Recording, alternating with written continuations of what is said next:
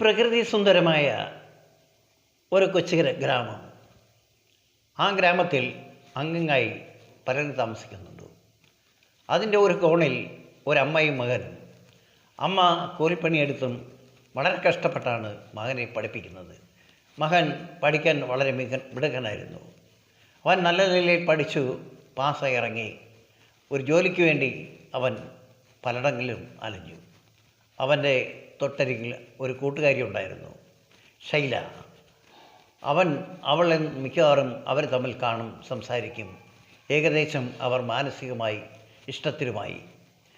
അവനെ അവൾ പലതരത്തിലും പറഞ്ഞ് സമാധാനിപ്പിക്കാൻ ശ്രമിച്ചുവെങ്കിലും അവൻ്റെ മനസ്സ് അവൻ്റെ അമ്മയെ എങ്ങനെ രക്ഷിക്കും എന്നുള്ള ഒരൊറ്റ ചിന്ത മാത്രമായിരുന്നു.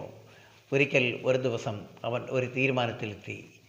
നാട് വിട്ട് ഏതെങ്കിലും രാജ്യത്ത് പോയി എന്തെങ്കിലും തൊഴിൽ ചെയ്ത് എൻ്റെ അമ്മയെ രക്ഷിക്കണം. അയാൾ ഒരു രാത്രി ആ യാത്ര പുറപ്പെട്ടു. ലക്ഷ്യമില്ലാത്ത ഒരു യാത്ര. ആ യാത്രയിൽ അയാൾ ചെന്നപ്പെട്ടത് ഒരു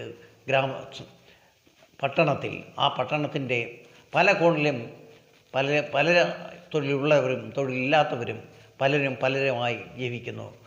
ആ കൂട്ടത്തിൽ അവനൊരു താമസ സൗകര്യം ഉണ്ടാക്കി അവിടെ നിന്നുകൊണ്ട് അവൻ ജോലികൾ അന്വേഷിച്ച് അവസാനം സുദേവൻ മുതലാളി എന്ന ഒരു സമ്പന്നൻ, വലിയ ബിസിനസ്സും കാര്യങ്ങളൊക്കെ നടത്തുന്ന ഒരാളുണ്ടായിരുന്നു. അദ്ദേഹത്തിൻ്റെ അടുക്ക് ചെന്ന് അവൻ്റെ ദുഃഖങ്ങളും സങ്കടങ്ങളും എല്ലാം പറഞ്ഞപ്പോൾ, ശരി, നിനക്ക് ഞാനിവിടെ ഒരു ജോലി തരാം. അങ്ങനെ അവൻ ജോലിയിൽ പ്രവേശിച്ചു. ജോലിയിൽ മറ്റുള്ളവർക്ക് അത്ര തീരെ ഇഷ്ടമല്ലായിരുന്നെങ്കിലും ഇദ്ദേഹത്തിൻ്റെ ജോലിയും ചെറുചെറുക്കും എല്ലാം കണ്ടപ്പോൾ, ഇദ്ദേഹത്തിൻ്റെ വിദ്യാസമ്പന്നതയും എല്ലാം കണ്ടപ്പോൾ പലപ്പോഴും അത് മുതലാളിക്ക് ഒരു സഹായമായി തോന്നി.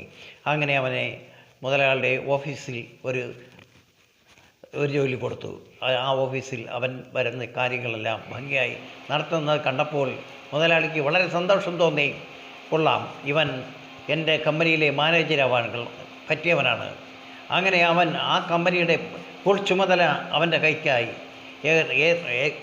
ഏറെ വരുന്ന തൊഴിലാളികളുടെ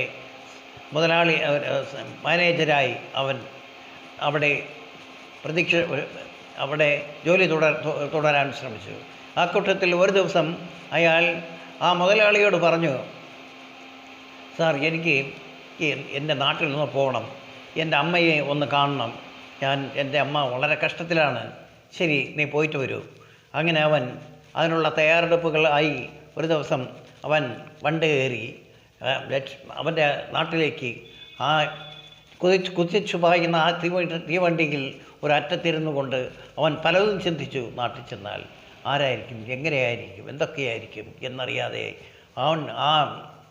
അവൻ്റെ നാട്ടിൽ ചെന്നിറങ്ങുമ്പോൾ അതിഭയങ്കരമായ മഴ, കൂരിരട്ട്, ഇടിയും മിന്നലും നിറഞ്ഞ് അതൊന്നും വകവയ്ക്കാതെ അവൻ്റെ വീട്ടിലേക്ക് അവൻ ഓടി ചെന്ന് ആ വീട്ടിൻ്റെ വാതിലിൽ തട്ടി വിളിച്ചു, അമ്മയുടെ മകൻ വന്നു, അമ്മേ വാതിൽ തുറക്കൂ, അമ്മേ വാതിൽ തുറക്കൂ, അമ്മയുടെ മകൻ വന്നു, പക്ഷേ ആ വാതിൽ തുറക്കപ്പെട്ടില്ല. അവൻ ആ വാതിൽ അമർത്തി തുറന്ന് അകത്തേക്ക് കയറുമ്പോൾ എഴുന്നേൽക്കാൻ പോലും കഴിയാതെ അത്യാവശ്യ നിലയിൽ അവൻ്റെ അമ്മ കഴിയുകയായിരുന്നു. ആ അമ്മയെ കോരിയെടുത്തുകൊണ്ട്, അമ്മയുടെ മകൻ വന്നു, കുഴഞ്ഞ നാവുകൾ കൊണ്ട് അവർ പറഞ്ഞു, മോനെ, നിന്നെ ഒന്ന് കാണുവാൻ വേണ്ടി ഞാൻ എത്രയോ കൊതിച്ചു. നിന്നെ ഒരു നോക്ക് കണ്ട് എൻ്റെ കണ്ണടഞ്ഞിരുന്നുവെങ്കിൽ എന്ന് ഞാൻ പലതവണ ആശിച്ചു. അമ്മയെ നീ ഒന്നുകൊണ്ട് വിഷമിക്കണ്ട.